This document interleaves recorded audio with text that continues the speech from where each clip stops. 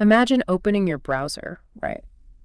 And you navigate to a site that, well, it looks for all intents and purposes exactly like Etsy or, Amazon. Right. Completely standard e-commerce. Exactly. You've got these clean, minimalist aesthetics. There's a left-hand sidebar with neatly organized categories, little square thumbnails, star ratings from previous buyers. And the little shopping cart icon in the top right corner. Yeah, the cart. You are completely familiar with this entire visual language, but you aren't looking at handmade soaps. And you aren't looking at vintage clothes. Not even close, yeah. The highlighted category on that left sidebar is labeled custom orders.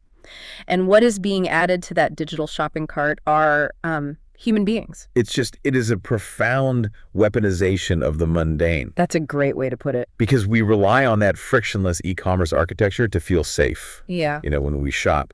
So when you map that exact same architecture onto a human trafficking syndicate, it totally bypasses your brain's threat detection. Exactly. It bypasses those initial alarm bells completely. So welcome to this deep dive. If you're listening to this, you are about to embark on a journey that, frankly, it forces us to examine the very thin, very fragile veil between our physical reality and, well, the unregulated corners of the internet. The really dark corners. Right. Today, our mission is to explore a chilling first-hand account titled The Materials Sourced Marketplace. And let's establish the ground rules for today immediately. Good idea. This is not a supernatural ghost story. We are not dealing in urban legends or creepypastas or any of that. No, this is entirely grounded in reality. We are examining a meticulous, documented account of what happens when idle, naive curiosity leads a person down into the dark web. And, the dark web decides to look back. Which really represents a fundamental collapse of how we perceive our digital safety as a society. Yeah, because we assume it's a one-way mirror, right? Precisely. You assume you observe the screen, but the screen is just an inanimate object. It can't observe you back. Yeah. But this source dismantles that assumption piece by piece. It illustrates the mechanics of what happens when you stumble into an ecosystem where the observers are, well, they're actively hunting. It's terrifying. So our goal today is to unpack this narrator's harrowing experience from start to finish. We're going to analyze the psychological toll of this kind of digital voyeurism. And break down the actual technical mechanics, too. Yes, exactly. How digital anonymity functions and how it fails. We're looking at the how and the why behind this encounter. And to do that, I think we need to start with the people involved. The narrator and his brother. Right. The narrator of this account is very clear about his own background. He is not a cybersecurity professional. He isn't a hacker. He's just a normal guy. He's literally just an older brother who got pulled into this absolute nightmare because of his 26-year-old younger sibling, who he only refers to as D in the text. And the psychological framing of D is the crucial starting point here. All right. We have to understand where his head is at. Right, because he didn't just wake up and decide to find a cartel. No, not at all. D is not actively seeking out criminal enterprises. The source details that he had recently experienced, like a compounding series of personal crises. Yeah, he lost his job. He lost his job, and then shortly after, he went through a severe romantic breakup. Just a brutal 1-2 punch. Exactly. And when a person experiences sudden, catastrophic losses in both their professional and personal life, the immediate psychological result is this profound loss of agency. The world just feels chaotic. Chaotic, unpredictable, and entirely out of their control. Which, makes them incredibly susceptible to environments that promise to give that control back. Absolutely. The narrator mentions that Dee started spending all his time in these obscure internet forums. The kind of places where, as the narrator puts it, lonely, angry men go to feel like they know something nobody else knows. The classic radicalization pipeline. Right, and it isn't just about reading conspiracy theories, it's about the mechanics of the internet ecosystem itself. I always think of this dynamic as like a digital funnel. That funnel analogy is highly accurate, especially when we look at algorithmic radicalization. Let's break that down for the listeners because it happens so gradually. The top of the funnel is incredibly wide, right? It's highly accessible. You start out on a mainstream platform. Yeah, maybe just watching videos about the economy or listening to advice on how to handle a bad breakup. But the platform's engagement algorithm notes your interest. And its sole function is to keep your attention. Right. So it serves you slightly more intense content to trigger that dopamine response. Slowly, you click from standard financial complaints to theories about central banking to, hidden global elite structures. And the walls of the funnel get steeper and steeper. Exactly, narrowing your worldview. Before you even realize it, you aren't on the mainstream platforms anymore. You've been guided to these unindexed, unmoderated image boards and forums. And you think you are making independent choices. But the architecture of the web has systematically slid you into the most toxic, extreme corners available. Because those unmoderated spaces provide the exact psychological antidote Dee is desperate for, which is hidden knowledge. Right, the secret truth. Yeah. If you can convince yourself that you understand the real secret truth of the world, well, you're no longer a victim of a random job loss or a bad breakup. You're suddenly a truth seeker. Exactly. You're the one who sees the strings of the simulation. It's a defense mechanism built entirely on a foundation of digital echo chambers. So Dee wasn't looking for a human trafficking site. No, he was looking for validation that the world was as dark and unfair as his current life felt. Wow. Okay, but wait, I'm getting stuck on this early detail regarding the narrator's culpability because he carries this massive amount of guilt in the text. Ah, right. The laptop incident. Yeah. 8 months prior to the main event of the story, he was helping fix Dee's laptop. Dee had managed to get like 3 different malware infections. Which really speaks to his lack of digital hygiene. Seriously. But while cleaning the hard drive, the narrator notices the Tor browser just sitting right there on Dee's desktop. Right, in plain sight. And he asks about it, Dee laughs it off, says it's just for privacy, and that anybody who is serious about tech uses it. Which is a very standard excuse. Yeah, and the narrator knows his brother's flavor of curiosity is never healthy, but he lets it slide. He calls this his first mistake. But I mean, is that even a fair assessment? I don't think it is, no. Right, like how do you actually police a 26-year-old adult's internet habits just because they installed a specific browser? You really can't. Uh-huh. And I think the narrator is suffering from retrospective determinism here. Judging his past actions based on information he only got later. Exactly. The Tor browser, which stands for the Onion Router, by the way. Right. It is a fundamentally neutral piece of technology. It's a dual-use tool. Let's actually explain Tor for a second for you listening, because we throw that word around a lot in true crime without explaining the actual mechanics. Important context, yeah. Most people use a standard browser like Chrome or Safari. When you type in a website, your computer sends a direct request to a server, and that server sends the website back. It's a straight line. A straight line. And anyone watching like your internet service provider, they can see exactly where that line goes. Precisely. It is highly traceable. So how does Tor change that? Well, Tor alters that architecture completely to protect anonymity. When you send a request through Tor, it doesn't go straight to the destination. It gets wrapped in multiple layers of encryption. Like the layers of an onion. Exactly, hence the name. Your request is then bounced through at least 3 random volunteer-operated computers around the world. These are known as nodes. So it's kind of like trying to track a physical letter through the mail, but every time the letter reaches a post office, a machine locks it inside a brand new tamper-proof briefcase. That's a great analogy. And then it slaps a new forwarding address on it and sends it to another random post office. Right. So the first node knows who you are, but not where the data is going. Okay. The middle node knows nothing except the nodes on either side of it. And the final node, the exit node, it knows where the data is going, but has absolutely no idea who originally sent it. So it really is just an extreme privacy tool. Yes. This infrastructure is utilized by journalists operating under authoritarian regimes, by intelligence agencies, by privacy advocates. So Dee's justification that it's a tool for privacy is technically accurate. It is. The narrator seeing Tor on the desktop is not the equivalent of finding a loaded weapon. It is the equivalent of finding a heavy-duty padlock. Oh, wow. The presence of the padlock isn't a crime, but it does beg the question of what the person feels the need to lock away so securely. And that lingering question is what makes the 1 a.m. phone call 3 months later so terrifying. It really sets the stage. The narrator has to be up for work early. His phone rings in the middle of the night, but he specifically notes it wasn't the time on the clock that terrified him. It was the cadence of the ring. Yes. Dee's calls, hangs up immediately, and calls back less than 10 seconds later. The narrator says that specific pattern instantly communicated that this wasn't nothing. We are looking at a visceral demonstration of the autonomic nervous system in a state of acute crisis here. The panic is palpable. The cadence of that phone call is the digital equivalent of someone just hammering their fists against a locked door. Oh, man, yeah. When a human being encounters a stimulus that completely shatters their reality, the amygdala, the brain's threat processing center, it hijacks the prefrontal cortex. So logic just completely shuts down. Totally shuts down. D is experiencing a catastrophic freeze response. He realizes he needs a tether to reality, like an anchor. And his older brother is the only anchor he has. When the narrator answers the phone, D is hyperventilating. He is almost crying, just repeating his brother's name over and over again. He's in shock. But he absolutely refuses to say what he is looking at over the phone. He begs his brother to come over, saying, I need you to look at something. I need you to tell me I'm wrong about what I'm looking at. That line is so haunting. The narrator notes that D acts as if saying the words out loud over a cellular network will somehow summon the threat into his physical room. Which introduces the immediate onset of paranoia. Right. D has just realized that the digital world has physical consequences, so he instantly loses trust in all digital communication. The phone isn't safe anymore. No.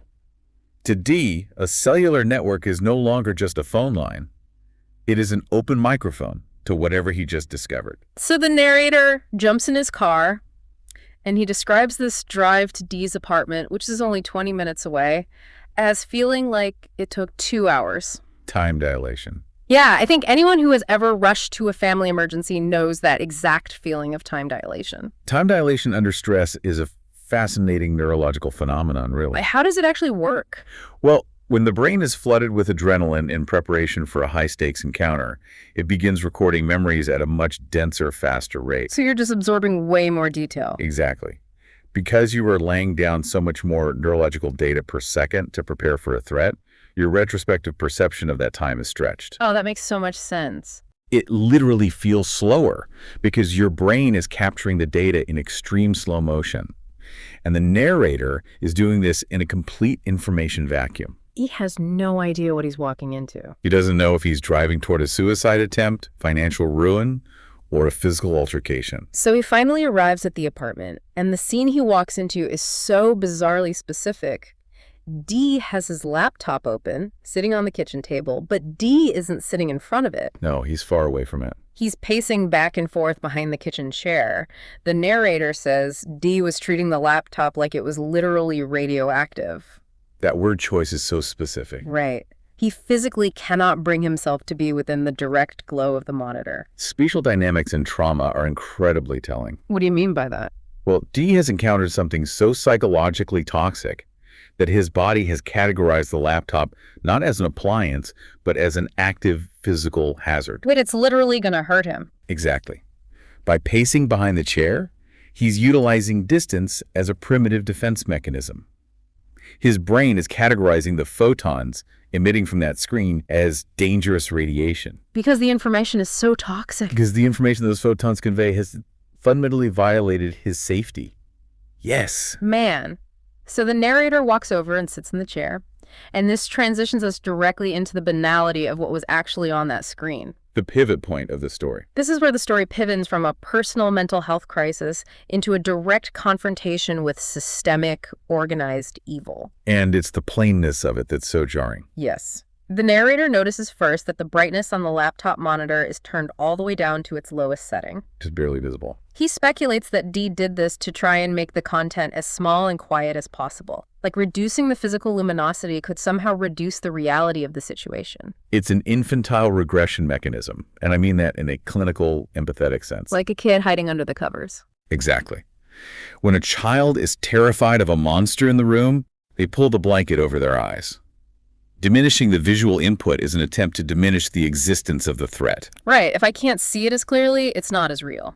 D cannot close the laptop because he needs his brother to see it, but he dims the screen to try and lower the volume of the trauma.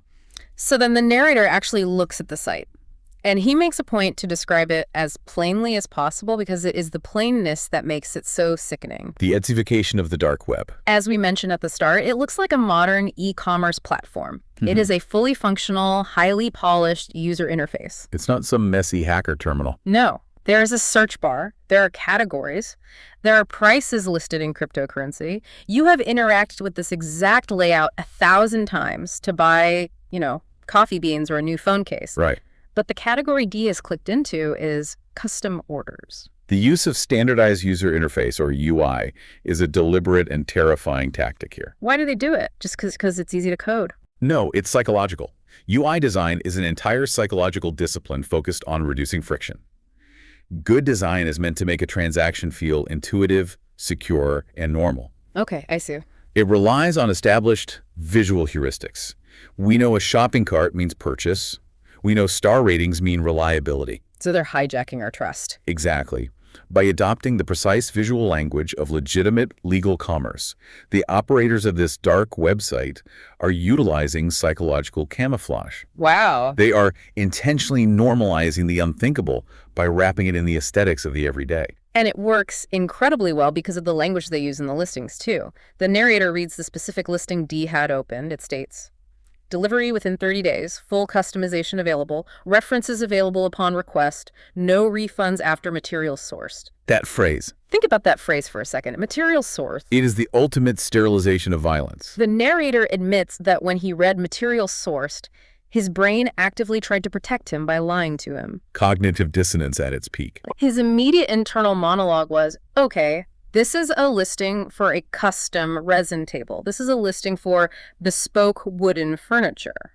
He's trying to make it make sense. His brain intentionally slotted those words into a mundane category because processing the reality in one step was just too damaging. When a human being is presented with information that violently contradicts their foundational understanding of the world. Like the understanding that people aren't retail inventory. Exactly.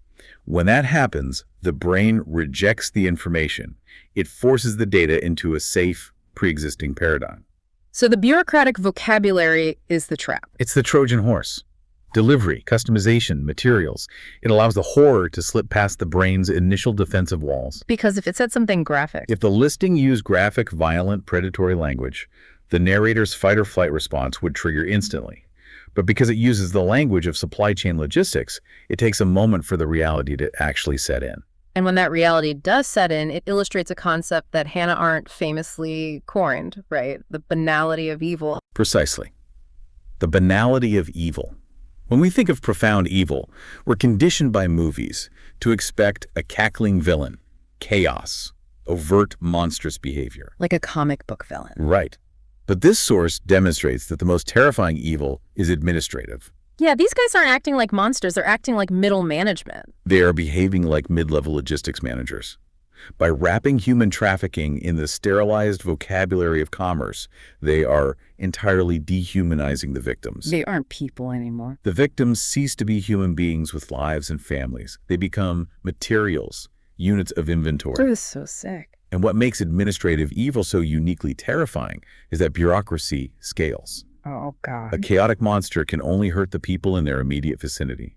A bureaucracy implies a massive, global functioning infrastructure of harm. And the scale of that infrastructure becomes horrifyingly clear as the narrator reads further down the page. The mundane illusion evaporates as the description details physical human characteristics. It gets painfully specific. It lists height ranges and body builds.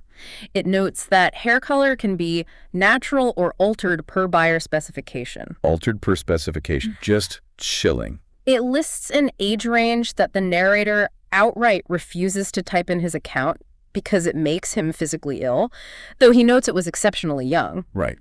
And then he reaches the geographic availability. The listing provides a drop-down of cities where the order can be sourced and delivered. The breach. One of those cities is located just 40 minutes away from where the brothers currently live. That is the moment the abstract digital threat pierces the physical world. It's not just on a server somewhere anymore. Up until that geographic detail, this nightmare was theoretical. It was data halfway across the globe. But seeing a city 40 minutes away eliminates the buffer of distance entirely. It's in their backyard. It forces them to realize that the physical infrastructure of this syndicate, the people doing the acquiring and the delivering, are operating right next to them. So the narrator physically stops reading. He tells D to close the laptop. But D is still frozen. D finally explains how he ended up on this page. On the conspiracy forum? Yeah, he was reading a thread about government secrets, and an anonymous user posted a Tor link claiming it was undeniable proof of organized trafficking networks hidden in plain sight. He thought it was just going to be a meme. Exactly. D explains he clicked the link expecting to see a blurry screenshot or a fake image designed to prove a political point. Instead, the link opened a live, functioning marketplace, and the source underlines this next phrase, updating in real time. D went looking for a theoretical argument to validate his worldview, and he just grabbed a live wire. The worst possible thing. The detail that the site was updating in real time is critical to the trauma. It means this is not a static archive. It's not some bust from 5 years ago. No, it is not a cached web page.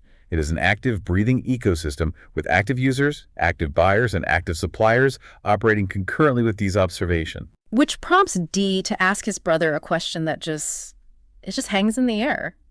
He asks quietly, "Do you think somebody already bought one of these?" And there is no comforting answer the narrator can give to that. None at all. It introduces the psychological weight of complicity, simply through the act of bearing witness. Just by looking at it, he feels guilty. D is paralyzed not just by the existence of the site, but by the implication that while he's sitting in his kitchen reading the screen, a financial transaction is being completed somewhere else that will result in a human being's destruction. It's heavy. So the brothers do what any rational citizen is taught to do. They decide to report it. Which is the logical next step. But they are smart enough to realize that calling 911 is useless. What is a local municipal police dispatcher going to do with a dark web onion routing link? Absolutely nothing. They don't have the tools. The local police don't have the jurisdiction or the technical capability to investigate a global encrypted network, so they find a specialized federal cybercrime tip line. They submit the link, they submit a description of what they saw, and they hand the burden over to the authorities. Logically, that should have been the end of the narrative. You pass the buck to the professionals. Right. You see something horrific, you report it, and you try to wash your hands of it. It is the social contract. You transfer the knowledge of the threat to the entity equipped to handle it, thereby closing the loop of your own responsibility. But, of course, the internet doesn't abide by the social contract. No, it doesn't. 4 days after submitting that tip, D sends his brother a text message containing a new screenshot. There is no caption, just the image. It is the exact same marketplace. The same UI. Same clean UI, same layout. But the site has updated. The location filter on the listing isn't showing the city 40 minutes away anymore. It moved. The location filter is now showing their exact city, the city they are currently sitting in. The perimeter just collapsed entirely. The threat has moved from the county line directly to their front porch. And the terror escalates exponentially because the physical description on this new updated listing, the height, the specific build, the hair color, the age range, it isn't a generic description anymore. This is where it gets incredibly personal. The narrator is careful in his text not to provide identifying details, obviously, but he states unequivocally, the new description perfectly, flawlessly matches D's ex-girlfriend. This is the pivot point where the text transforms from a passive encounter with a dark web horror into an active, targeted psychological thriller. No, wait. I have to play devil's advocate here because this is the exact same question the narrator is agonizing over in the text. Is it a coincidence? Yes. Is it possible, statistically, that this is just a terrifying, astronomical coincidence? I mean, we complain all the time about algorithms, right? You talk about a brand of sneakers out loud, and suddenly you see an ad for those sneakers on Instagram. Right. The algorithm is listening. But that is just mundane data tracking for advertising. The narrator feels like this new listing is a direct, malicious response to them tipping off the authorities. But mechanically, how plausible is that? Is this a highly sophisticated counterattack, or is D's trauma-soaked brain just seeing patterns that aren't there?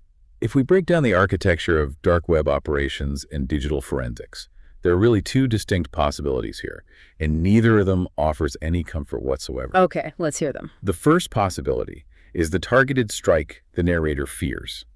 The marketplace operators are actively tracking them. But how?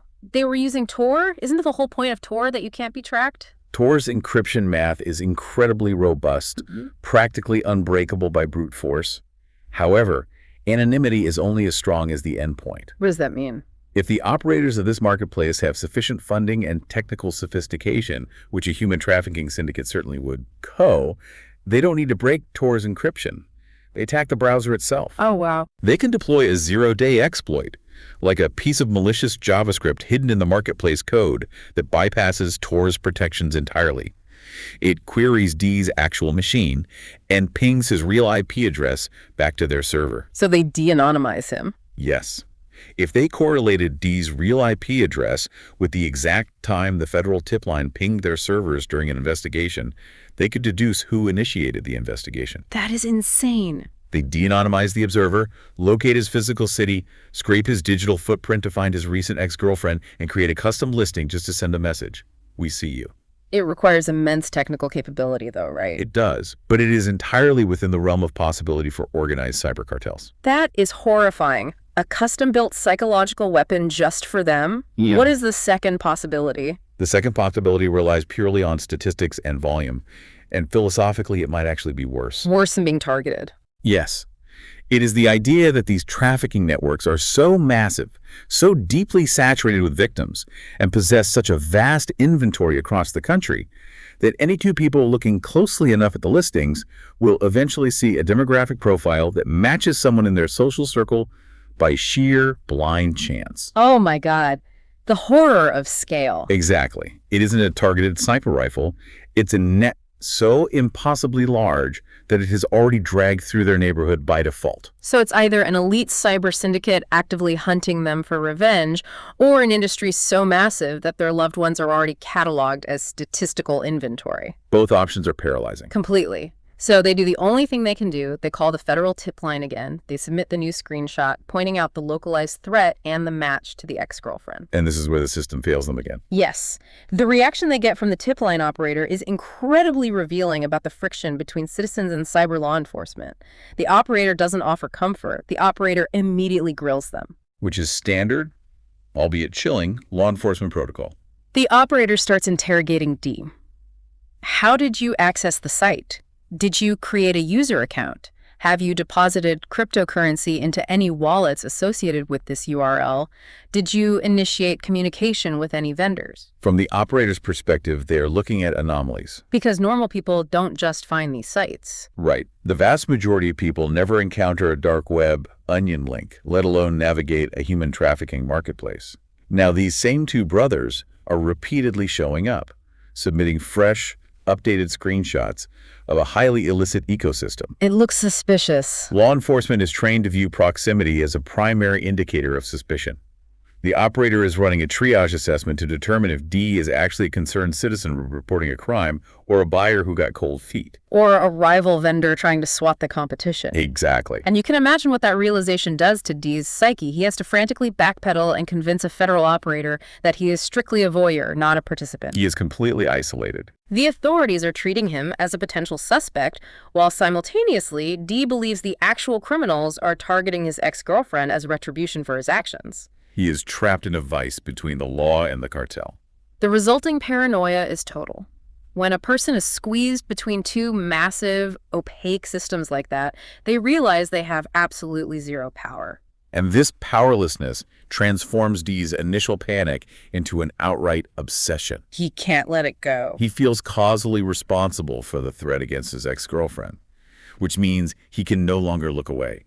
He has to monitor the situation. Which leads D straight into a self-imposed purgatory, despite the narrator begging him to stop, constantly warning him that every time he refreshes the site, he might be alerting the operators that they are being monitored. He can't. For 2 straight weeks, he compulsively checks the marketplace every single day. He is just repeatedly reopening this digital wound. It's self-harm at that point.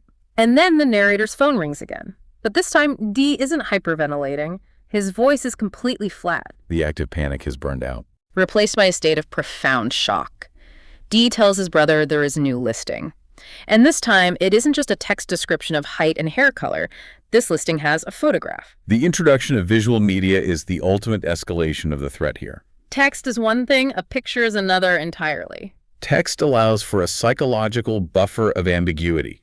A text description of a brown-haired woman in her 20s is generic, it could be anyone, but a photograph removes the ambiguity entirely. It forces a confrontation. Yes, with a specific, undeniable reality. The narrator explains that most of the listings on this site do not use photos, obviously for operational security to avoid facial recognition software. Which makes this anomaly even more terrifying. But this specific listing has one. It's a low-resolution, tightly cropped thumbnail image. There is no background visible to identify a location. It is just a young woman's face, angled slightly down with her eyes closed. A deeply unsettling image. And D states, with absolute certainty, that it is undeniably his ex-girlfriend. This specific moment introduces an incredibly complex psychological phenomenon, one that the narrator desperately tries to leverage in order to talk Dee off the ledge. Right, he tries to logic him out of it. The narrator attempts to logically deconstruct the photograph using the psychology of fear and pattern recognition. The narrator tells Dee, listen to me. Grainy, low-resolution thumbnails of 20-something brunettes are common. You have spent 14 days marinating in a state of sheer terror that was specifically shaped like your ex-girlfriend. Priming the brain. Your brain is primed. It is practically desperate to see her face. So, of course, when you look at a blurry grouping of pixels, you are going to project her identity onto it. He's basically telling Dee that his brain is just doing what human brains do under extreme duress. And neurologically, the narrator is describing a very real phenomenon. Yes, he is. The human brain is, at its core, a hyperactive pattern recognition engine. The visual cortex and the fusiform face area work together to find human faces in our environment, because recognizing faces is vital for survival. We're hardwired for it. Under acute stress, this system goes into overdrive, resulting in pareidolia. Pareidolia, right. The tendency to perceive a specific, meaningful image in a random or ambiguous visual pattern. It's why we see faces in the clouds, or the man in the moon. But here, it's driven by trauma. Exactly. Yeah. Trauma-induced pareidolia.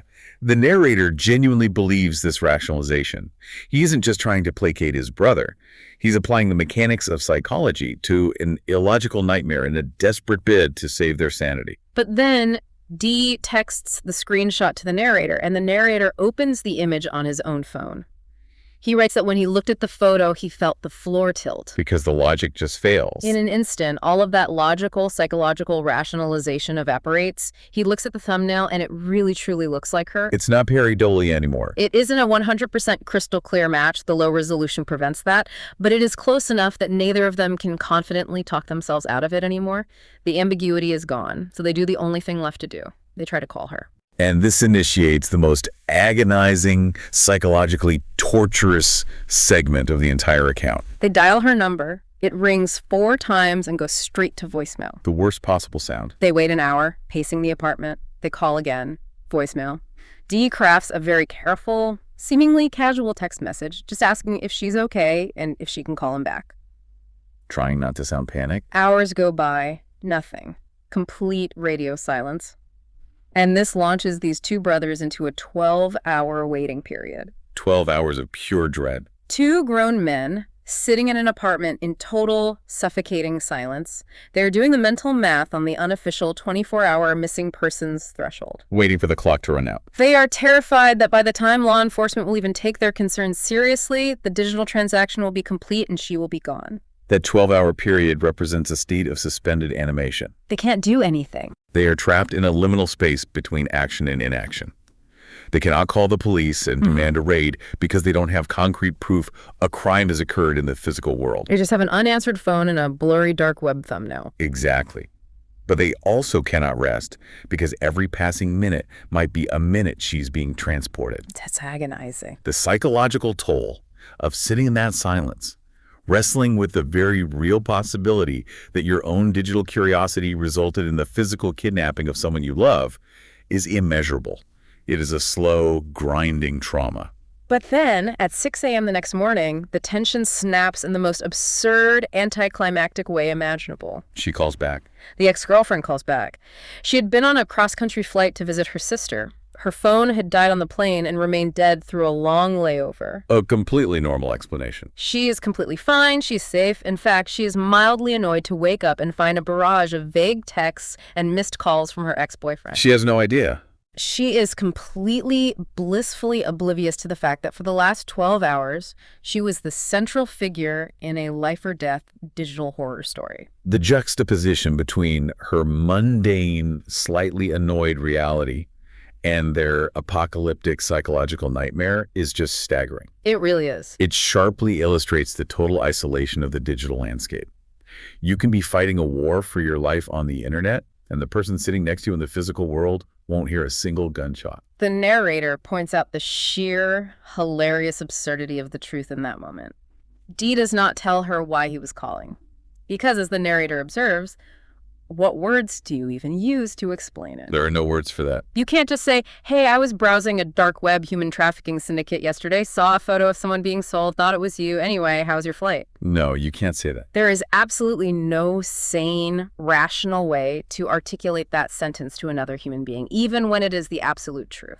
Even when your terror was entirely justified, it just sounds like a psychotic break. Consequently, they are forced to swallow the trauma whole. They can't share the burden. Her physical safety provides a massive wave of immediate relief, of course, but it leaves them with a profound, unresolved cognitive dissonance. How so? The threat was terrifyingly real to them, yet so absurd in the context of normal life that they're forbidden from ever speaking of it to the supposed victim.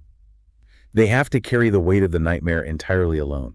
And the relief of her safety doesn't solve the core problem anyway. The ex-girlfriend was safe, which tied up that one specific emotional loose thread.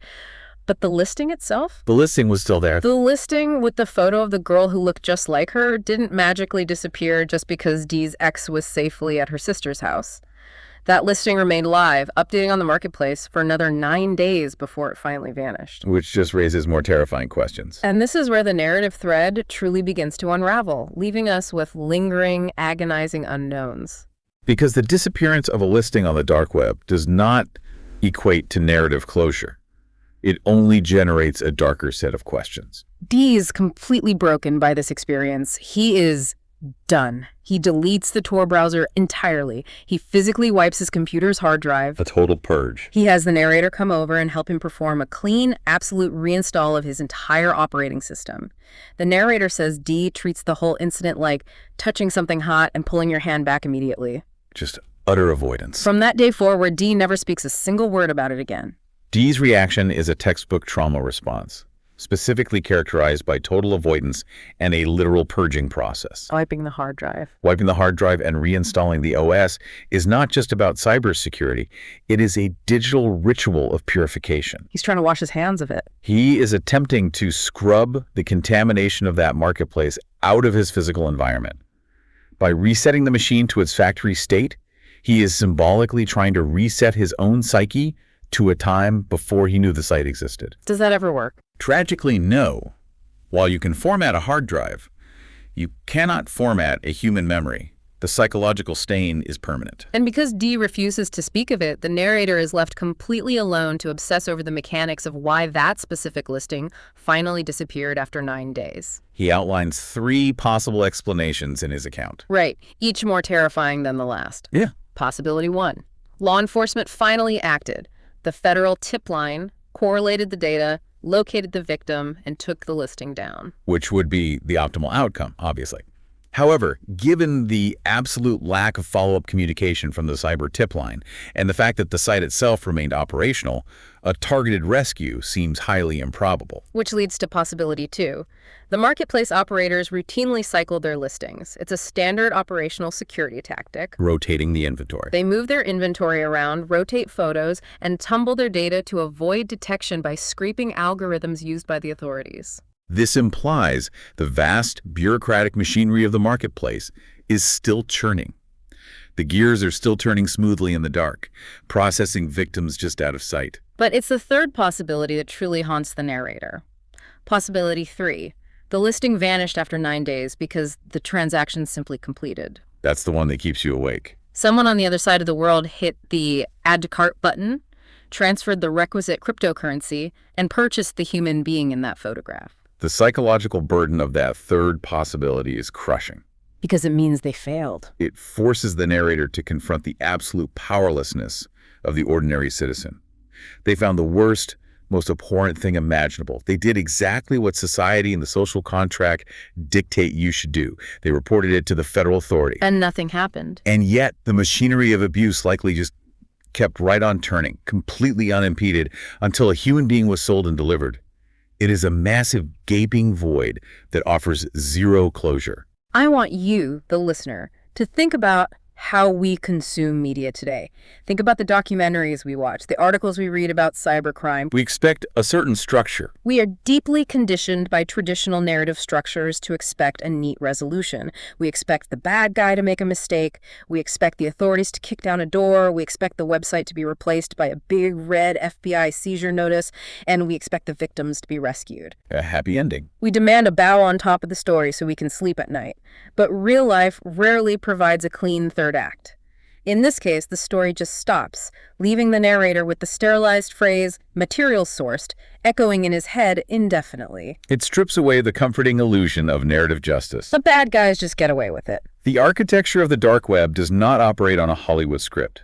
It is a persistent, ongoing, decentralized reality that does not care whether the observer achieves closure or not. You would logically assume that D wiping his computer to factory settings, the ex-girlfriend being confirmed safe, and the listing vanishing from the site would mark the end of the terror. It should have been the end. A horrifying, traumatic, close call, but ultimately over.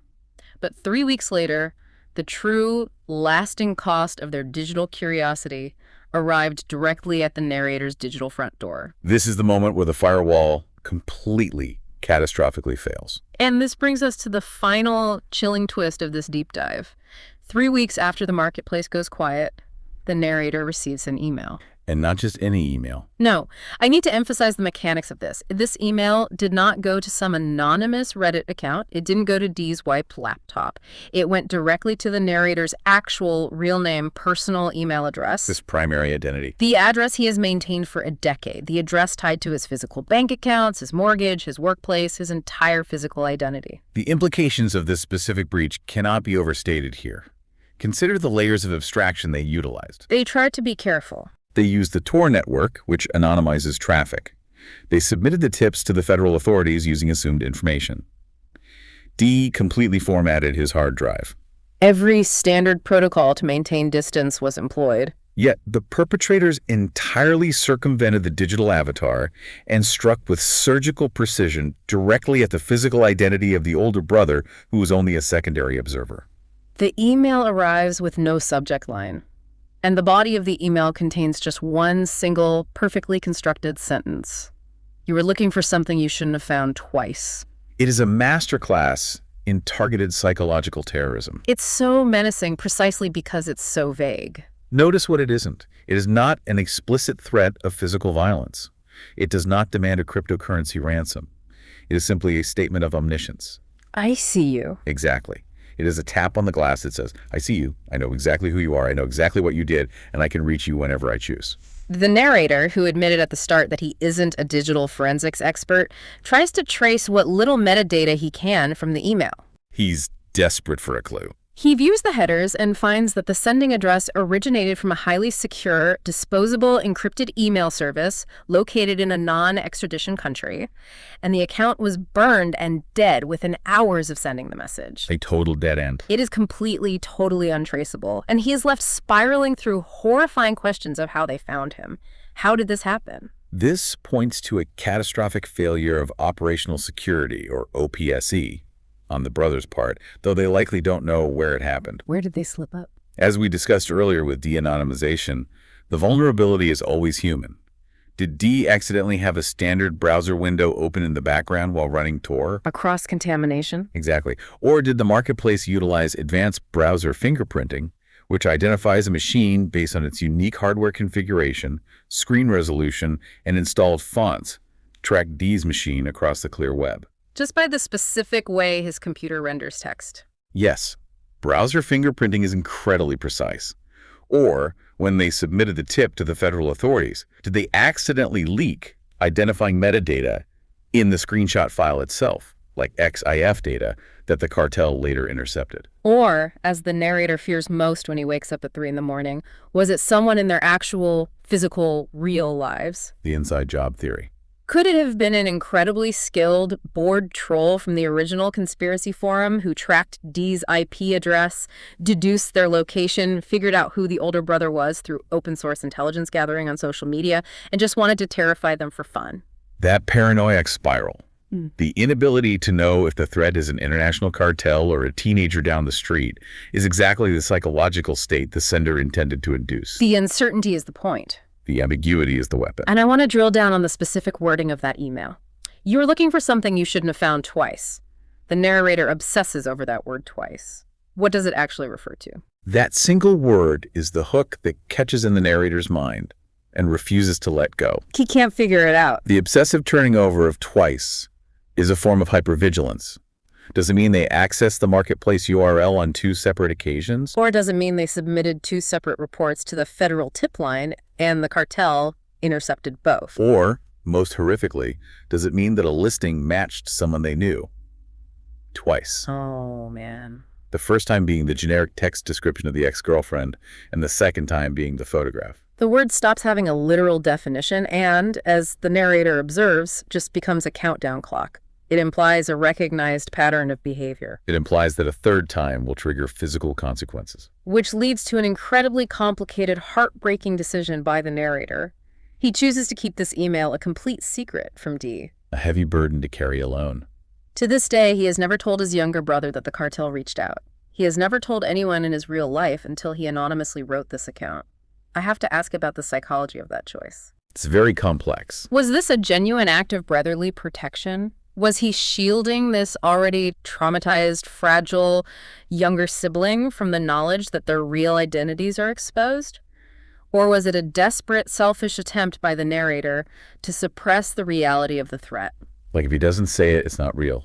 If he refuses to speak the words out loud, maybe he can pretend it didn't happen. It is almost certainly a complex, messy intersection of both motivations. On one hand, Dee had already wiped his computer and retreated into absolute denial. He was completely shut down. Handing him the printed proof that the cartel knew their names might have caused a total psychological collapse. It is an act of bearing the burden so the younger sibling doesn't have to carry it. But on the other hand, the narrator explicitly admits in his text that a part of him felt that silence was his only remaining defensive strategy. He writes, "Silence doesn't unhappen things, but not talking about it is the only lever I have left to pull." he has nothing else left. He has no technical tools, no law enforcement tools, and no physical tools left. He is attempting to forcefully jam close the door that has been blown off its hinges by simply refusing to look at the doorway. And this unresolved, chilling invasion of the narrator's real-world identity brings us to the final, sobering lesson of this deep dive. The ultimate takeaway. If we trace the emotional and technical journey of this story, we started with a 26-year-old's naive, cynical curiosity. Just a bored guy clicking a random link on an internet forum to see a blurry screenshot and prove a point. An idle click. And that single, instantaneous click resulted in profound psychological trauma, federal FBI tip lines, 12-hour death watches over loved ones, and a direct personalized threat to the narrator's physical identity and bank-linked email. It illustrates the severe, unforgiving asymmetry of the internet. Asymmetry. Yes. You can log on as a casual tourist just wandering around to see the sites, but the entities operating in those dark, unindexed spaces are apex predators. They aren't playing around. They possess infrastructure, funding, and technical capabilities that dwarf your own.